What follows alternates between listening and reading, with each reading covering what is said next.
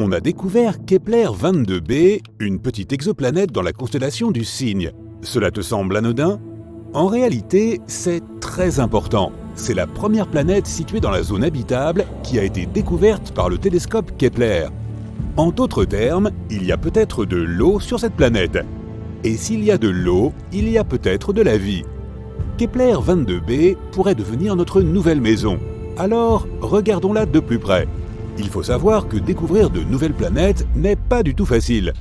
Toutes ne peuvent pas être vues par nos télescopes ultra sophistiqués, même par le tout-puissant Hubble. Parfois, les étoiles sont si petites et ternes qu'il est difficile de les trouver dans le ciel. C'est le cas avec Kepler 22. Les scientifiques ont dû utiliser une méthode spéciale. D'abord, ils prennent un tas de photos de l'étoile à différents moments. Puis, ils observent et se demandent s'il y a des points sombres sur cette étoile quelque part. S'ils en trouvent un, cela signifie qu'il pourrait s'agir d'une planète. Ces photos nous aident à découvrir des choses très importantes. D'abord, que la planète existe, puis sa taille, son rayon et sa proximité avec l'étoile. Et enfin, on peut étudier la question de savoir si on pourrait y vivre. On sait désormais que Kepler 22b est très similaire à notre planète et pourrait potentiellement devenir une seconde Terre. Elle est également très proche de nous, à seulement 635 années-lumière. Certes, ça fait environ 3 quadrillions de kilomètres, mais c'est l'une des options les plus proches. Kepler 22, l'étoile de Kepler 22b, est une naine jaune. Elle est très similaire à notre Soleil. Même taille, même rayon, même son âge est presque identique, 4 milliards d'années. La différence ne réside que dans sa luminosité. Elle est environ 20% plus terne que le Soleil. Donc, tu auras beau plisser les yeux, tu ne verras pas cette étoile dans le ciel nocturne. La planète Kepler 22b est environ 2,4 fois plus grande que notre Terre. Et c'est plutôt une bonne chose. Un plus grand rayon signifie plus d'eau et d'espace potentiel pour vivre, même si aller d'une ville à l'autre prendrait un certain temps. Imagine un vol de 3 jours. On ne connaît pas la masse exacte de cette planète, mais les scientifiques pensent qu'elle est plus élevée que celle de la Terre.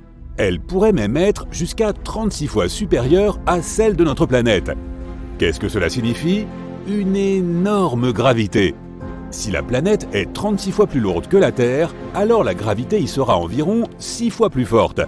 Tu arrives à peine à porter un sac de 10 kg de pommes de terre, alors essaie un sac de 50 kg. Sans compter que tu peux toi-même devenir beaucoup plus lourd sur cette planète. Tu devras être incroyablement musclé rien que pour marcher là-bas et aller au travail. Le pire, c'est qu'avec une telle gravité, il serait incroyablement difficile pour les plantes d'y survivre. Elles ont besoin d'au moins un peu de liberté pour s'élever du sol. Et les animaux, nos chiens et nos chats, devraient se transformer en petites boules de muscles pour survivre là-bas. Mais si cette planète a déjà ses propres animaux ou d'autres habitants, nous pouvons grossièrement imaginer à quoi ils pourraient ressembler. Ils ont probablement beaucoup de jambes pour faciliter leur déplacement. Ils ne sont pas vraiment grands, mais trapus et extrêmement forts. Des sortes d'araignées géantes très musclées donc. La bonne nouvelle, c'est que toutes ces informations ne sont pas confirmées. Si nous avons beaucoup de chance et que la gravité là-bas s'avère être juste un peu plus élevée que celle de la Terre, alors bien sûr, il sera beaucoup plus facile d'y vivre. On sait aussi que Kepler 22b est environ 15% plus proche de son étoile que nous ne le sommes du Soleil. Si Kepler 22b existait dans notre système solaire, elle serait située quelque part entre la Terre et Vénus. Cela signifie-t-il que nous allons tous brûler? Non. Comme dit précédemment, l'étoile Kepler 22 est plutôt froide, à peine 5600 degrés Celsius. C'est pourquoi nous pouvons supposer que les températures sur Kepler 22b sont à peu près les mêmes que celles que nous avons sur Terre. En tout cas, si la planète tourne autour de son étoile de la même façon que la Terre tourne autour du Soleil, ce que nous ne savons pas vraiment. Kepler 22b peut tourner autour de son étoile sur le côté, comme par exemple Uranus. Quoi, tu ne savais pas qu'Uranus est couché sur le côté? Et qu'elle avait aussi des anneaux? Oui, Uranus a aussi des anneaux, comme Saturne, mais ils sont verticaux. L'univers est vraiment un endroit fascinant. Bref, si Kepler 22b est similaire, alors son climat ne sera pas très hospitalier, pour le dire gentiment. Des hivers incroyablement froids seront suivis d'étés bouillants. Et comme pour les planètes en rotation synchrone, on ne pourrait vivre plus ou moins confortablement que sur l'étroite bande de terre située entre les deux hémisphères extrêmes. Espérons que ce ne sera pas le cas et que la planète tourne normalement. Mais tout n'est pas si mal. Des études montrent qu'il y a peut-être un océan sur Kepler 22b. Tu sais déjà que l'eau est synonyme de vie.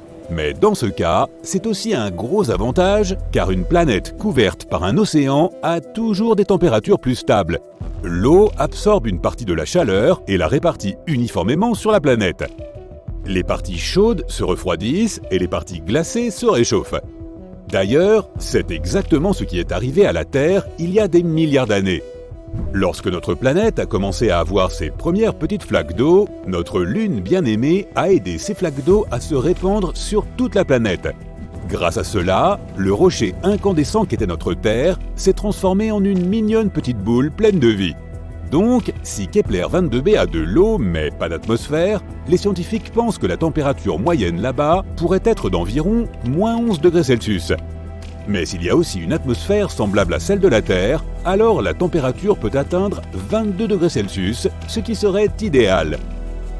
Et enfin, une année là-bas équivaut à 290 jours terrestres, soit environ 9 mois.